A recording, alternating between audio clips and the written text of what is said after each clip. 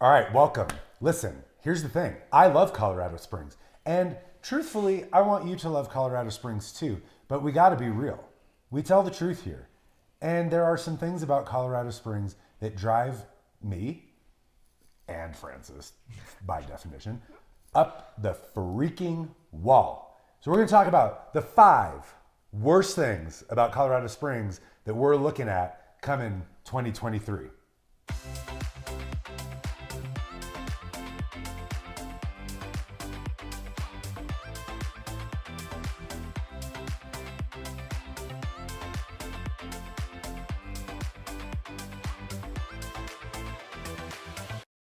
All right. So for number 1, I think a lot of locals can attest to this, is the continued growth of Colorado Springs. Colorado Springs was not built to be a big city whatsoever. The infrastructure really does not work for, we've got 700,000 people in Colorado Springs, 730,000 people in El Paso County. So that includes, Black Forest, lots of other areas outside of just Colorado Springs proper. But it was not built for all these damn people that we see coming in here every single year. The traffic has gotten absolutely out of hand. There's road construction everywhere you look. I enjoy fishing. The rivers have gotten absolutely inundated with people trying to learn how to fish and really just taking up all the good spots. Hate them. Hate them. The hiking trails. There's my river. I know. Those are my fish, man. I've worked hard for those. And all these new guys coming in here with worms. God. Those trains. I know. And, the hiking trails have gotten super crowded. You can't just go out in the middle, in Cheyenne Canyon and expect not to see anybody anymore. So, there's just Colorado Springs has just gotten completely inundated with people. Yeah. And it's because Colorado Springs is awesome. Truthfully. Can't argue there. Unfortunately, there's no space left. There's no vacancies. So look elsewhere. But if you do try to come down here, I only know 4 guys that have the skills to be able to find you a place to live. You happen to be looking at 2 of them, the 2 best looking on the Beresford group team. So we'll just establish that right now. But it's true. The growth is absolutely insane. Mm-hmm. Now, by definition, it's not the fastest growing city in the country, but we are growing steadily between 1.5% and 2% per year. And when you're looking at huge numbers like 700,000 people, that's a lot of people coming in. And we'll talk about this in other videos, but we've actually been beneficiaries of some pretty awesome and huge companies that'll be moving into Colorado Springs over the coming years, and some policy changes that are just going to be more inviting for people. So a lot of growth. Colorado Springs is not a small city anymore. I consider it, we were talking about this the other day, I consider Colorado Springs to be kind of like a B plus size city, right? Like everybody knows Denver. They know where Denver is. And then you've got the surrounding suburbs. And then here we are about 45 minutes to an hour south, depending on where you live in the Springs. And we're kind of like that B to B plus size city. We're like the second real big hotspot in Colorado. In Utah, you've got Salt Lake and then down to Provo. And what you see there is that in Utah, that has all been connected. There's like 0 empty space now. Between Colorado Springs and Denver, there still is a little bit of an empty space. We call it the gap. But I think that gap is going to get developed over the coming years. We're seeing a lot of people come down from Denver because I'm not that big of a fan of Denver, if we're being totally honest. I would 10 out of 10 choose to live in Colorado Springs. And a lot of people feel that, right? They want a little bit more space. They want a little bit more bang for their buck. And so people, especially during coronavirus, pandemic, a lot of people moved down from Denver, and they've come down and it's really caused this, just a lot more congestion, basically, like Francis was saying. Yeah. I do think also, let me get one more thing in here. There are people leaving Colorado Springs and continuing to go down the Front Range to Pueblo, which if you were here 10, 15 years ago, you would have never imagined that people are leaving Colorado Springs, or much less Denver, to go down to Pueblo. So it's like an affordability issue, though. Exactly. Honestly, it is. The affordability issue in Colorado Springs, it's actually become a real challenge over the last couple of years. And I don't foresee it getting that much better. Now, with that congestion, so the city is trying to keep up. Oh, okay. If I'm being honest, this is what I hate the most. Every day I express my hatred for this city every time I stop at a red light, because there are so many red lights. It's like, so Mark Shuffle is this, it's like basically on the outskirts of town, on the east side of town, this huge north-south running road. And out of nowhere, they're just like, yeah, you know what Mark Shuffle really needs? Another stoplight. It's like, it's not even in town. And they're just adding these lights. And the worst part about these lights is they're like on timers that make no sense. They're not on it's 2023. They're not smart lights. Mm-mm. And so I can't tell you how many times I've pulled up to a red light and I've sat there and I'm like looking around. I'm like, is there who is this green light for? Nobody. It's not for anybody. It's ridiculous. And you just sit there. Mm-hmm. Yep. And then you finally get through, the light turns green, you pull up, 100, 200 yards to the next light and it's red. They're not timed well. It's just, it's terrible. It's really, really bad. Although I do have a funny story. This one time, we were driving home and we were coming down Powers. Powers is a pretty busy road. There was a whole bunch of construction that, thank God, in 2022 got finished. And we're driving down and I get stopped at this red light. It's like 11 o'clock at night. And I was like, God, I hate this city. It went red, green. It was that fast. It was like That's 3 seconds. And there were people that were actually waiting for their green light. And I was like, I hate this city. And then it went green and I was like, I love this city. And so then I just kept driving. But so then I thought that would work every time I got stopped at a red light. And how's that working for you? It doesn't work. It doesn't? It doesn't work, but it helps relieve the stress, the rage. That's good. But sometimes you just got to get it out there, Yeah. Yeah. Okay. This is kind of a funny topic, and this is maybe going to make us look like something that we're not. But everybody knows that Colorado is very well known for marijuana. We led the country in recreational marijuana legislation and sales, and it was a huge thing. And now over the years, it's like, who hasn't adopted it by this point? Well, here's a crazy thing. You know who hasn't adopted it? Colorado Springs. Right here. So now it's one of the beautiful things about America, we will say first and foremost, is that, states have the ability to kind of test some of these things out, right? Mm-hmm. Colorado was like, let's go, let's legalize marijuana, let's benefit from the billions of dollars of tax revenue and let's just make it happen. Well, Colorado Springs, as perplexing as this is, it is legal medically in Colorado Springs. Mm-hmm. And it was on the ballot this year again to become recreational potentially. And it somehow got voted down. I'm pretty sure if you were a betting person and you were to have bet on that ballot, I don't know of anybody that would have betted against it becoming recreational. And yet, somehow, it got voted down. Now, what's crazy about it, though, is that, so you have Colorado Springs. For those of you that are not super familiar, you have Colorado Springs. That's like the epicenter. And then over here, you got the mountains. And then, tucked into the mountains is this adorable little town called Manitou Springs. Mm-hmm. And in Manitou, it's legal recreationally. So there's just normal dispensaries that people can go to. In Colorado Springs, you can only get it if you have a medical card. Mm-hmm. But think of how bizarre that is. So people just drive to Manitou, which I guess when you're really talking about are we benefiting the city by not making it recreational? This is just my opinion.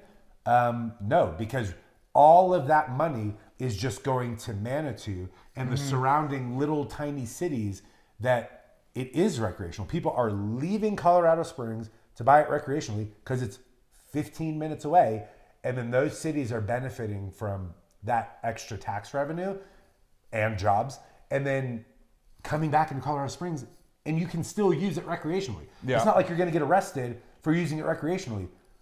So why? Anyway, Yeah, that is I frustrating. don't get it. That is frustrating. I kind of got to side with you on the other side of that. Is I don't mind that it's not recreational here. It's very easy to get a medical card, number one. I mean, if you're over the age of 30, all you have to do is walk into a clinic. They show you a list of symptoms. You point. Yep, that's it. And you can get a card. If you're under 20, if you're under 30, it's a lot more difficult, or not a lot more difficult, but you actually have to have a referral from like a licensed practitioner, like primary care or something like that. Wait, you can go into the medical dispensary? No. If you're over 30? No. So you go to, there's a place in town called Relax Clarity. They're not sponsors. I'm just mentioning them for the purposes of this video. But you can go in there. If you're over 30, they basically just give you a list of symptoms that, cannabis could help alleviate. You say you've got this, and they'll give you a card. But if you're under 30, you actually have to have a referral from like a primary care practitioner or something like that, which is interesting. I don't really understand why they would do that. I'm under 30. I don't have a medical card. So for that reason, I wish it was medical or recreational here. And then the other thing is, as a civilian, I don't want to pay 35% taxes on some weed. Like, I just think that that's ridiculous. But the alternative is driving to Pueblo and spending You don't even have to 30 or drive all the way 40. to Pueblo. You can go to Manitou Springs. Yeah, but which Manitou you don't is so even know expensive. No, that's true. But you don't even know the difference. Like when you drive from Colorado Springs to Manitou, you're like, Yeah. I don't know when I crossed the line. Yeah, I guess that's that's true. Like if you were really trying to save money, you could look up, what is the tax levy? Mm-hmm. That was a fancy word. Oh yes, nicely done. What's the tax levy on the marijuana in the different counties? Because I think it's by county, isn't it? Yeah. And also, medical products are higher quality. They actually have to test them a lot more thoroughly. Third-party testing is not required. You can also buy, I hope I'm not coming off like a pothead here, but you can also buy much stronger edibles with a medical card. I think for recreational, you can only get 100 milligrams, which is more than enough for myself. But a lot of people who have debilitating chronic pain and stuff, they need higher dosages of THC. So that's another caveat of medical versus recreational. So here's the thing: we're not encouraging you to become to use marijuana. It's just that it's something that's a reality in Colorado Springs. That's a reality in Colorado, and that's kind of it's just a perplexing issue that we have in the state. If you think that marijuana should be available recreationally in Colorado Springs because I convinced you of such, then go ahead and leave a like down below. If you don't think that it should be, leave a thumbs up down below. See what I did there? Also, the last couple issues that we're going to talk about for Colorado Springs for 2023 are only available if you press the subscribe button. So go ahead and knock that down there. And ultimately, here's the thing, is that we are licensed realtors here. So all of these things that we're talking about, ultimately we just really want to help you understand more about Colorado Springs, the pros, the cons, so that you can make a good decision and feel confident also, like I said in the beginning of the video, that you're actually going to be talking to and working with somebody who's honest, who's not afraid to tell you good news, who's not afraid to tell you bad news. And that is us here at the Beresford team. So if there's anything that we can do as you make your journey to move down here, or you're looking to buy a second home anywhere in Colorado, absolutely reach out and let us know. Without further ado, here is a wild thing about 2023 that just happened on the last ballot. Yes, mushrooms have been legalized here in Colorado. And we're not talking portobellos. No, sir. We're talking about psilocybin mushrooms.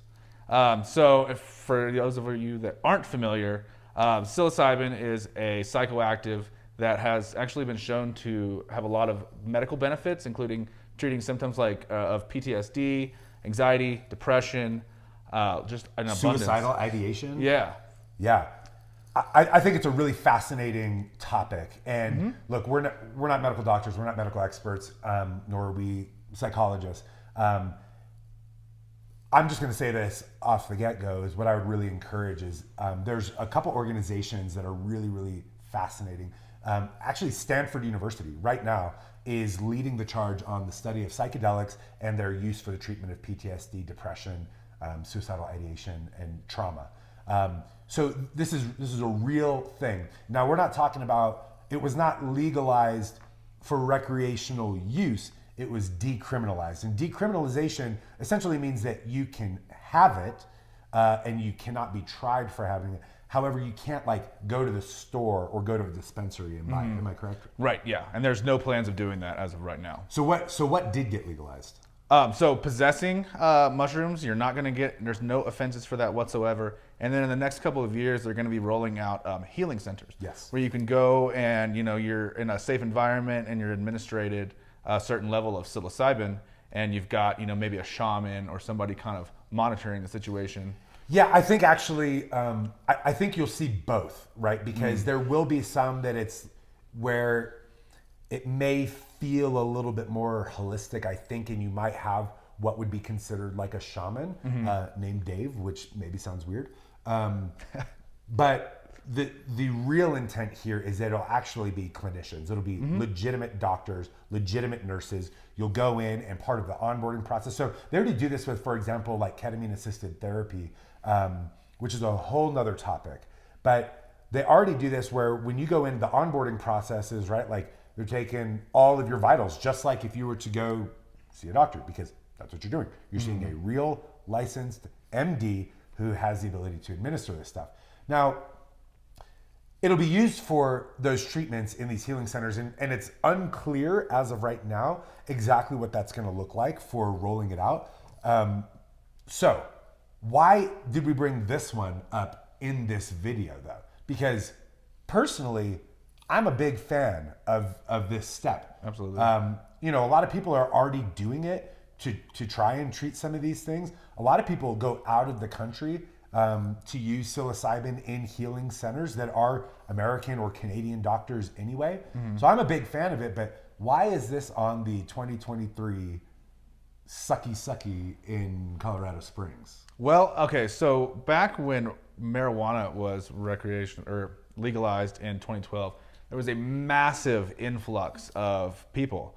And so I'm kind of thinking that this might be the same case with mushrooms. But you're gonna see this massive influx of people looking either for treatment or they just would like to take mushrooms recreationally, So I think that could, just further our problems of congestion, traffic, just infrastructure issues. Yeah, and truthfully, I mean, it depends on who's watching this video. Look, we have no political affiliation. We're not pushing, we're not advocating for, although I'm advocating for healthy use, and if it works in the studies from Stanford and some of these other places actually prove to be effective, then I'm not afraid to say that I totally support that. However, based off of sometimes religious belief or just personal moral guidance, maybe that's something that you're not a fan of, right?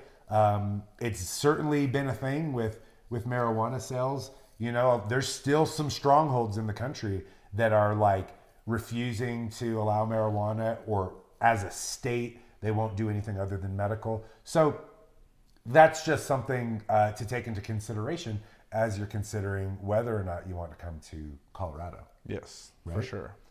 Okay, now this might feel, for the last one, this might feel like kind of a summation of the rest of them, and that's because it is. When there's growth, I feel like the city is a little bit behind, there is inevitably construction. We already have obnoxious traffic patterns and red lights and congestion and tons of people and whatever. All the thoroughfares are like, there's tons of people during rush hour, although it'll never be like LA. Whew. Yeah. Never say never, man. Oh yeah, that's true. But there is an enormous amount of construction happening in Colorado Springs. Yep. Now I will say, I was very surprised. The two biggest ones, road construction, one was on Powers and one was on Platte, which is the worst street in America, period. Those actually finished up this year, but there's like road construction to fix the biggest potholes I've ever seen in my life. There's apartments popping up all over the place, new hotels popping up over the place. So the construction is like, oh man, it's a pain. Yeah. The one that I really notice is road construction. I mean, obviously we're driving around all day, showing homes and stuff, so we're going to run into that. But I mean, also just with the climate of Colorado Springs and where it is just geographically, There's a lot of movement here. The roads are always wet because of either, maybe some snow or rain. So there's just going to be a lot of road damage. There's snow plows coming through in the winter, just tearing up the roads left and right.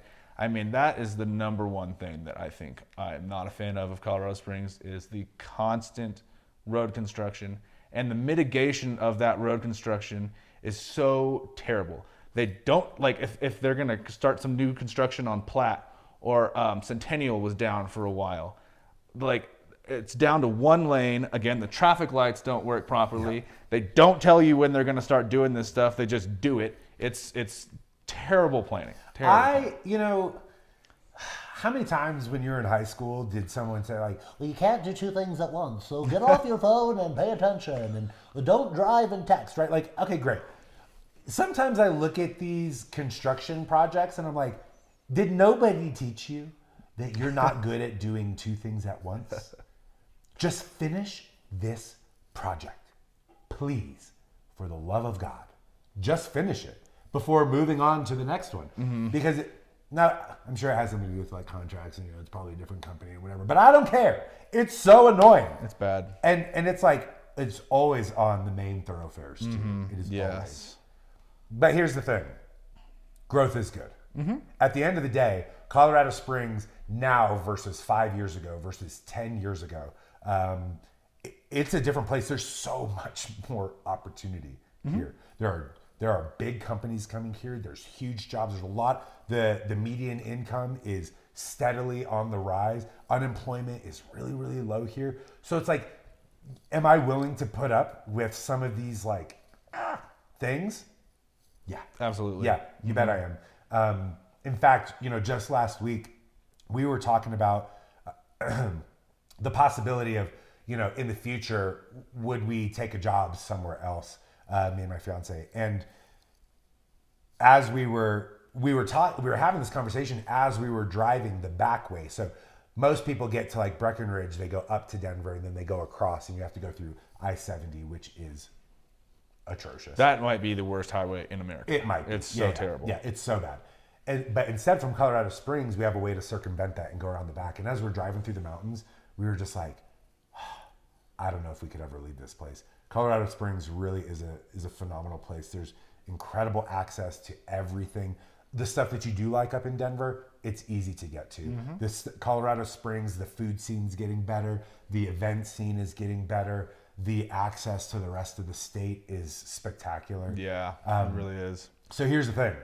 This place doesn't suck. Yeah, big thumbs up for Colorado Springs. If these are the only things that we're complaining about, I'll take it. Yeah, we had a hard time coming up with things to complain about Colorado Springs for. There's really a lot to love about this city. There really is.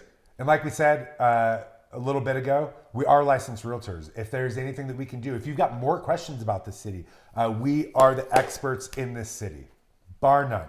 So if you have any questions, if you're considering a move down here, if you want to know about what opportunities there may be for you, and if it's not Colorado Springs, but the surrounding areas, and you're looking for, half of my clients, no kidding, are people that live elsewhere and want to buy a second home or want to buy an investment home somewhere in Colorado because it's the promised land. It is. Y'all need to come check it out. So feel free to reach out to us. Mm-hmm. Our information is down below in the description. We are the guys that actually answer the phone. We're the ones that talk to you, and we'd be happy to connect. Otherwise, we're going to go enjoy the rest of our day in Colorado Springs. Yeah. Peace. See ya.